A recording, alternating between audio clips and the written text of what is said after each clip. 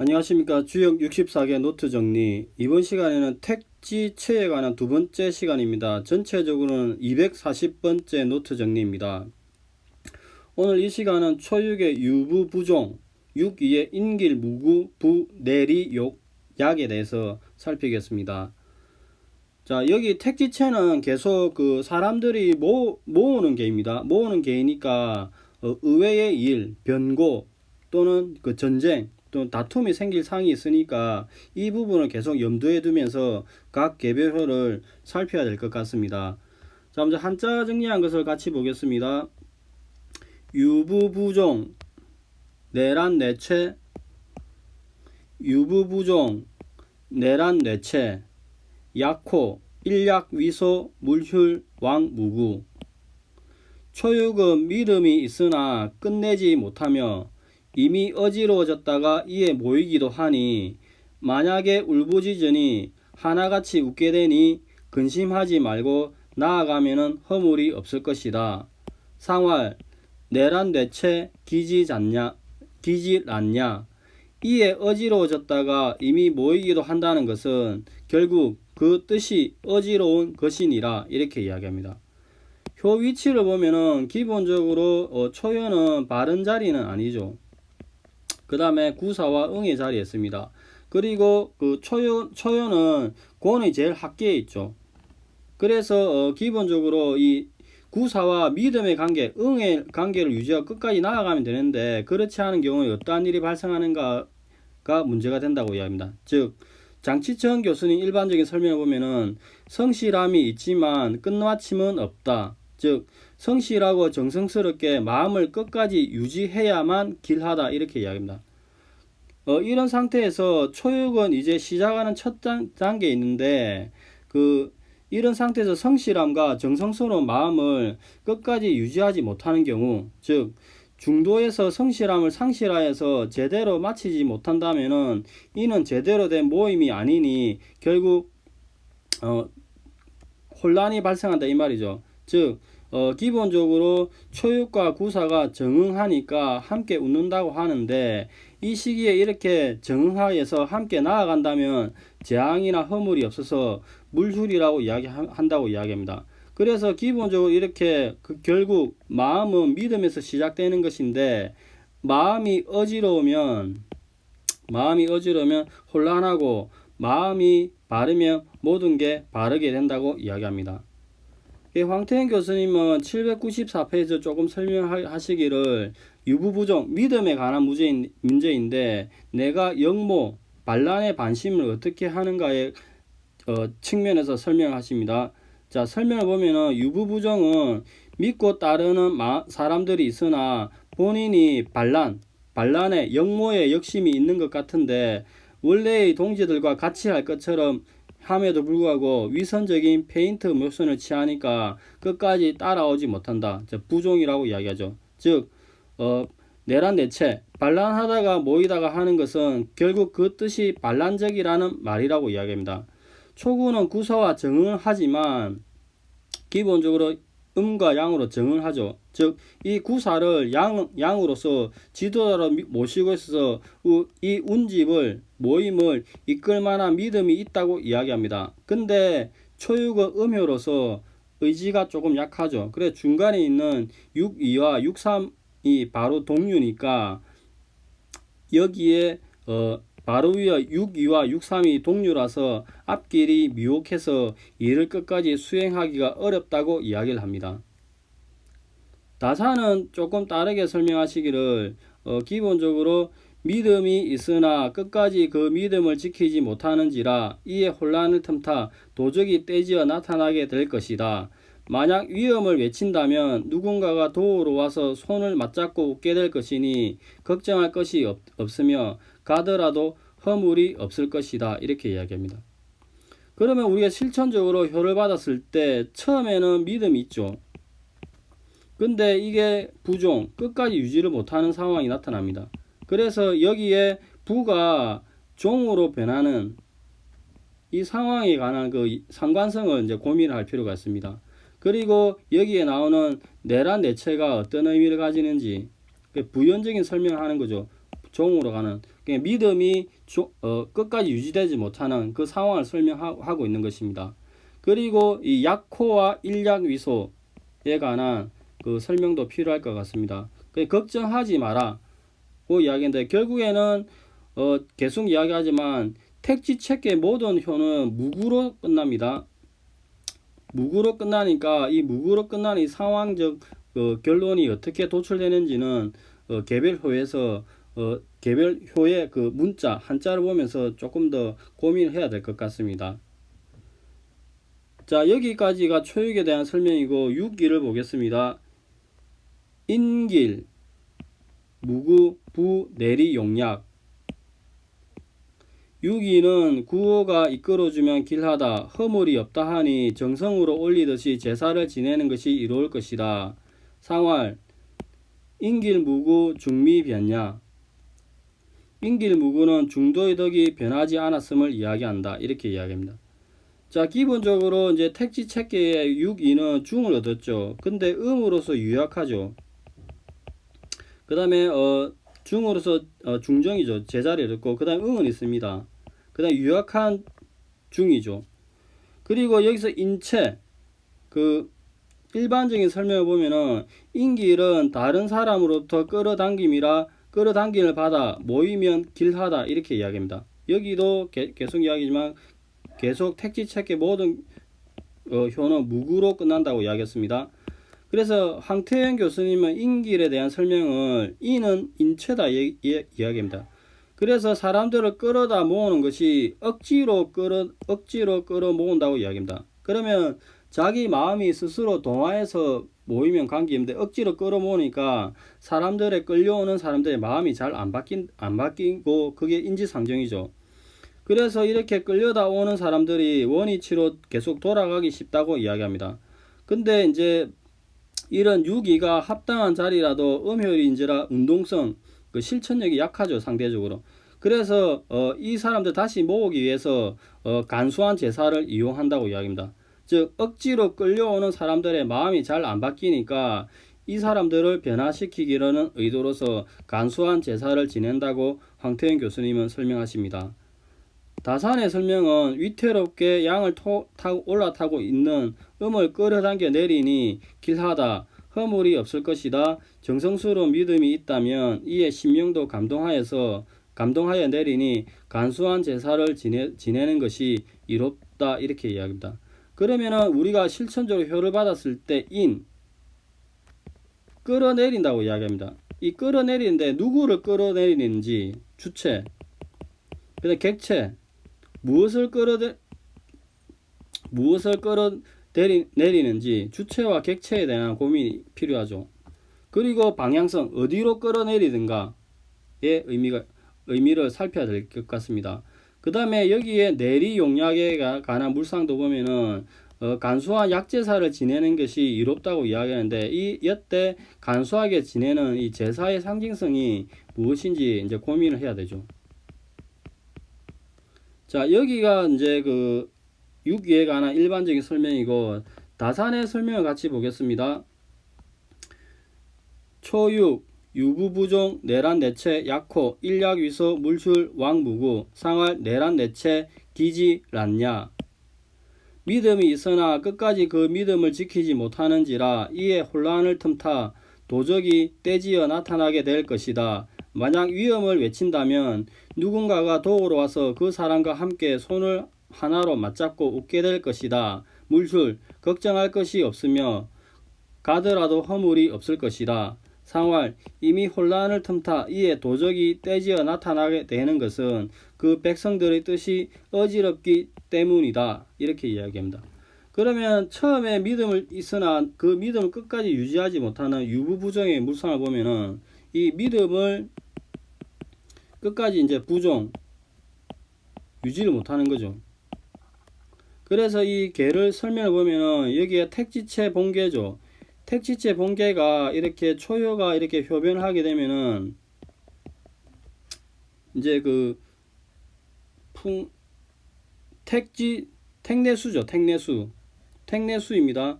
지게는 택내수인데 이 택내수의 그 물상은 기본적으로 천지빗계로 봤다죠. 천지빗계는 이렇게 그 건의 왕과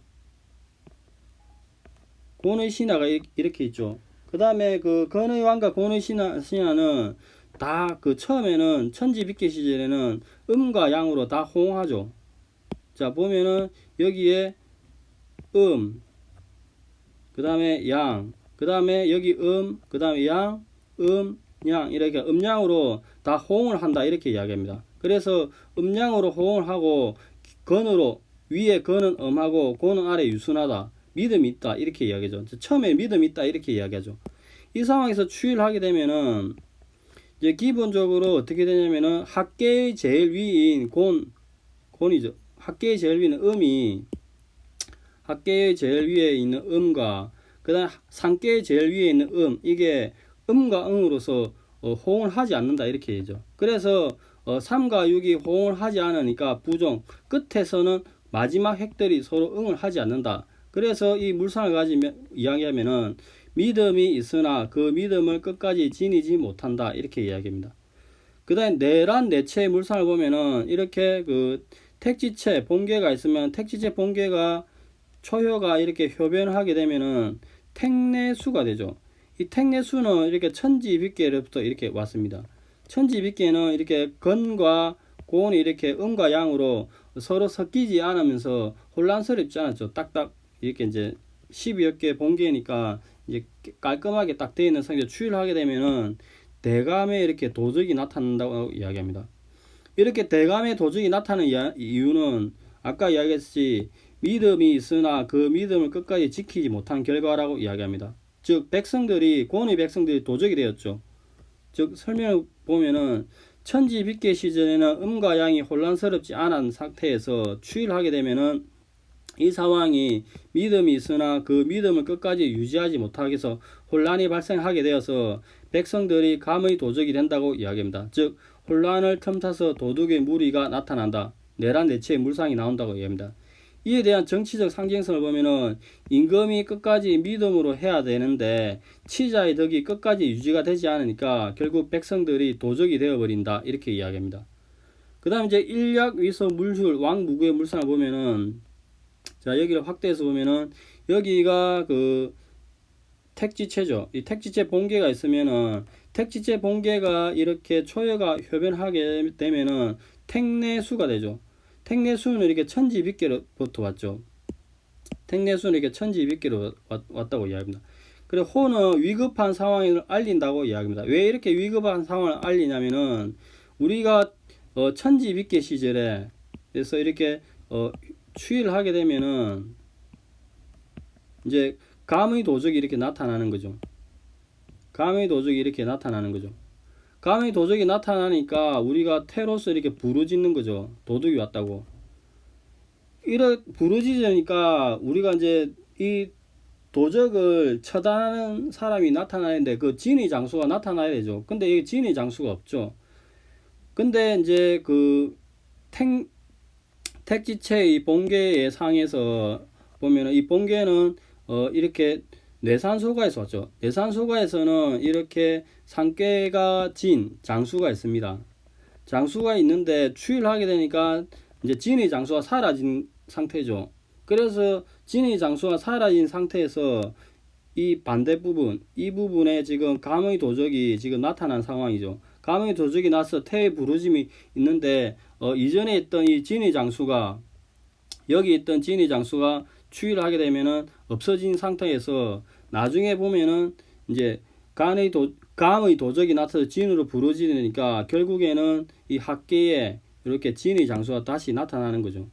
이 학계를 보면은 다시 이렇게 진의 장수가 나타나게 되는 거죠. 이렇게 진의 장수가 나타나니까 이제 백성들의 얼굴에 이제 기쁨이 있고 얼굴에 기쁨과 진의 울림이 기뻐함이 가득하게 소리치게 되는 거죠. 그래서 이 진의 이 택내수의 물상을 다시 처음부터 보면은 보겠습니다. 계속 이 택내수께 하나만 가지고 나눠서 이렇게 설명합니다. 자, 보면은 그 택내수께 보면은 최초에 이렇게 감의 도적이 이렇게 발생한 거죠. 감의 도적이 이렇게 발생하니까 진으로서 태로서 이렇게 호소를 하는 거죠. 언어로서 호소를 한 상황입니다. 호소를 한 상황에서 예전에 없던 진의 장수가 다시 이렇게 나타나는 거죠. 진의 장수가 나타나니까 백성들에게 이렇게 리의 기쁨이 이렇게 있는 거죠. 리의 기쁨이 있으니까 백성들이 간의 손을 맞잡고 웃게 되는 거죠. 이 웃게 되는 물상이 보면은 태의 기쁨이 가득하고 그 다음에 진으로서 이제 울린다. 그러니까 막 좋다고 소리 치는 거죠. 이런 상황이 리의 얼굴. 자, 여기 보면은 이렇게 리의 얼굴에 가득하게 된다. 이렇게 이해하죠. 여기에 리의 얼굴이 이렇게 가득하게 된다. 이렇게 이해합니다. 그래서 택내숫개 하나를 이제 계속 설명하면은 복잡하니까 이렇게 하나씩 제가 이렇게 나누어서 일부러 설명한 것입니다. 자, 전체적인 설명을 다시 보겠습니다. 호는 위급한 상황을 알린다고 이야기합니다. 위급한 상황을 알리는데 천지빚기 시절에 최초의 천지빚기 시절에 추위를 하게 되면은 요렇게 추위를 하게 되면은 잠시 보겠습니다. 요렇게 추위를 하게 되면은 계속 설명하듯이 택내숫개가 되는데 감의 도적이 중간에 나타나서 태로서 하늘로서 부르짖는다. 택내숫개 상깨가 태죠. 하늘로서 부르짖는다. 이런 상태에서 장수가 와서 이런 도적을 잡아야 되는데 이 도적은 도적을 잡는 장수의 물상은 어떻게 도출이 되냐면은 최초에 그 진의 장수가 내산소각계 시절에는 있었습니다. 여기에 내산소각계 시절에 있다가 추위를 하게 되면은 이제 없어지게 되죠. 그래서 설명하게 되면은 진의 장수가 내산소각계에서 있다가 추위를 하기는 없어지고 다시 택내수가 되면은 학계가 이렇게 진의 장수가 나타나는 거죠. 그렇게 되니까 이제 리로서 기쁘다, 기쁨의 물상이 나오는 거죠. 이렇게 리로서 기쁨의 물상이 나오는 것입니다. 그렇게 되니까 리로서 기뻐하게 된다 이렇게 합니다. 그래서 그 이후에는 간의 손으로 맞잡은 일락, 손을 하나로 맞잡는다 이렇게 얘기합니다. 그래서 택내수계 전체계가 상계는 태의 기쁨과 학계 진의 소리가 중간에 이렇게 리의 얼굴로 가득하니 여기에 리의 얼굴로 가득하니까 기쁘다 이 말이죠. 그래서 리의 얼굴에 나타나니 기쁘게 맞는다. 일락위소, 즉 손을 맞잡고 기쁘게 웃는다 이렇게 입니다. 그래서 기본적인 정치적 의미를 도적으로 혼란한 시기에 호소하면은 구원 요청하면은 반드시 나를 구원해주는 진의 장수가 있다 이렇게 이야기합니다. 자, 이렇게 된 상황이 이제 초역의 상황인데, 자, 글을 한번 다시 읽어보겠습니다. 믿음이 있으나 끝까지 그 믿음을 지키지 못하는지라 이에 혼란을 틈타 도적이 떼지어 나타나게 될 것이다. 만약 위험을 외친다면 그 누군가가 도우러 와서 그 사람과 함께 손을 하나로 맞잡고 웃게 될 것이니 걱정할 것이 없으며 가더라도 허물이 없을 것이다. 상활 이미 혼란을 틈타 이에 도적이 떼지어 나타나게 되는 것은 그 백성들의 뜻이 어지럽기 때문이다. 이렇게 이야기를 합니다. 계속 설명했듯이 택내숫개의 하나에 이렇게 4개의 물상이 나오는 것을 제가 분설해서 설명한 것입니다. 자, 여기가 초역에 대한 설명이고 6위를 보겠습니다. 인길 무구 부 내리 용약 상활 인길 무구 중미 변야 위태롭게 양을 올라타고 있는 음을 끌어당겨 내리니 길할 것이다. 길하다 허물이 없을 것이다. 정성스러운 믿음이 있게 된다면 이에 신명도 감동을 하니 이에 간소한 제사를 지내는 것이 이로울 것이다. 인길무구라고 한 것은 마음속에 있는 정성이 아직 변하지 않았기 때문이다. 이렇게 이야기합니다. 그러면 인길무구의 물상을 보면은 택지책계의 그 상호계를 도출해 보면은 이렇게 여기가 풍이죠. 그 다음에 산, 풍산점이 되죠. 이렇게 상호계를 치면 풍산점에서 6, 2가 협연하면은 중풍선이죠. 풍풍 2개죠. 이 중풍선은 지계 모계인 풍택중부로부터 이렇게 추일하여서 온 것입니다. 풍택중부 시절에는 이렇게 음이 강을 타고 있으니까 위험하죠. 그래서 음을 3을 1로 끌어내리는 거죠. 그래서 손으로서 엎드림, 겸손함의 물상에 있으니 허물이 없다 이렇게 이야기합니다. 즉 설명해 보면은 중부계 시절에 3이 1로 내려오니까 이를 끓여서 인길, 아래에서 내리니 길하다. 즉 풍택 중부 시절에 태, 삼이 음이 강을 타고 있으니까 위험한 물상인데 추일하게 되니까 중풍손, 합계손이 엎드리고 있는 이런 물상이 나오니까 겸손한 물상이 나오죠. 그래서 무구, 허물이 없다 이렇게 이야기합니다. 그 다음에 내리 용약의 물상을 보면은 약제사를 간단하게 지낸다의 물상을 보면은 택지 책계를 이제 상옥계를 취하면은 여기가 간산이죠. 풍산점이 되죠. 이렇게. 그래서 풍산점의 그 상옥계가 9이가 6이가 협연을 하게 되면은 중풍손이 납니다. 중풍손은 상계도 손, 합계도 손, 풀이 두 개 있죠. 근데 중간에 리의 물상이 있죠. 겸허하게 마음을 비운다 이렇게 이야기하죠. 그래서 그 직계인 중풍손을 상옥계인 협연하게 되면은 중풍손이 되는데 이때 상계도 손풀, 합계도 손풀. 그래 중간에 리의 정성이 있으니 손은 정결함이고 리는 겸허하게 마음을 비운다. 즉 정성으로 믿음이 가득하면은 신명이 감흥을 일으킨다 이렇게 이야기합니다. 그래서 재물을 이렇게 정성이 가득한 경우에 재물이 빈약한 것은 허물이 되지 않죠. 그래서 여기에서 내리 용약, 약을 약제사라고 이야기합니다. 즉 우리가 풀을 데친다는 그런 의미가 있다고 이야기합니다. 즉 여기서 이용약, 약은 데친다의 의미니까 나무를 삶아서 제사를 올린다 이렇게 합니다. 결국에는 간소한 제사를 지내는 것이 이롭다 이렇게 이야기합니다. 그 다음에 중미변은 이렇게 택지체가 상옥계를 취하면은 여기가 상계죠. 여기가 하를 취하는 풍산점이죠. 이 풍산점은 6이가 협연하게 되면은 중풍손이 되죠. 중풍손은 이렇게 지게 모경이 풍택 중부로부터 왔습니다. 풍택 중부는 중간에 이렇게 리의 믿음이 가득 있죠. 그래서 협연하더라도 여전히 리를 유지하겠죠. 믿음을. 즉 설명하기를 이렇게 협연하더라도 리의 믿음이 변치 않으니까 중미변약, 마음이 변하지 않는다 이렇게 이야기합니다. 자 설명을 보면 글을 다시 한번 읽어보겠습니다. 위태롭게 양을 올라타고 있는 음을 끌어당겨 내리니 길할 것이다. 허물이 없을 것이다. 정성스러운 믿음이 가득하다면 이에 신명도 감동을 하리니 이에 간소한 제사를 지내더라도 이로울 것이다. 인길무구라고 한 것은 마음속에 있는 정성이 아직 변하지 않았기 때문이다. 이렇게 이야기합니다.